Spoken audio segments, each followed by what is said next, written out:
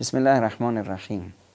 ترس داری از زندگی، از اطراف، چه بلایی به سرمون میاد، چه خاکی به سرمون بریزیم. دلهوره داری، اکتئاب داری، استرس داری، پریشانی. قانون الهی رو بگیر. الا ان اولیاء الله لا خوف علیهم ولا هم یحزنون. آهای چی شد اونو بکنید؟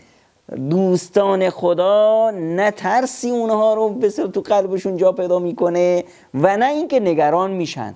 خب ما میخوایم دوست خدا بشیم. خدایا این راه رسم دوستی چطوریه؟